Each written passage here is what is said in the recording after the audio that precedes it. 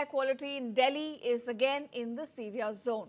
Schools are shut, flights disrupted, and citizens have been told to stay indoors. Heavy fog and cold winds have gripped the Delhi NCR region this morning, in fact, leading to nearly zero visibility across several parts of the city. Take a look at the visuals, in fact, on your screen. This is what Delhi has woken up to. Dangerously low visibility across several parts.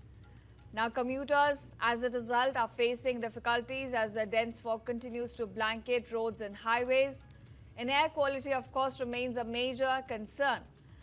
Now, air readings from across the city, they paint a worrying picture this morning. Let me get you some numbers. In fact, several monitoring stations across Delhi have reported alarmingly high AQI levels. ITO here recorded an AQI 425, Anand Vihar and Vivek Vihar both recorded 420. Puram, it stood at 403, Mundka at 412. So you can see major hotspots are above 400, placing them in the severe category. Now, in fact, if we go beyond Delhi, NCR region is equally faring grim. Noida sector 125 recorded an AQI of 414, again in the severe category, while Gurgaon sector 51 recorded 364, slightly lower than 400 and placing it into the very poor category. Now, given the alarming numbers we're getting this morning, viewers, health experts warn that such pollution levels, it can affect even healthy individuals, and it poses a major risk to people with pre-existing respiratory and cardiac conditions. So viewers, this is in fact an advisory coming to you as well. Limit your outdoor activities and continue to take necessary precautions. Air pollution is a complex issue and actually needs complex set of solutions.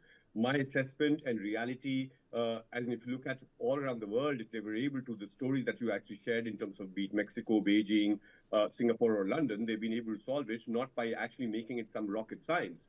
There are simple solutions, and one and the fundamental thing is to accept that there's a problem, and that acceptance and making air pollution solution or solving the air pollution crisis non-negotiable, irrespective of which political party came to power, or which regime came to power, whether it was Labour or right or left or centre, and that is what is the key to actual solving of the crisis.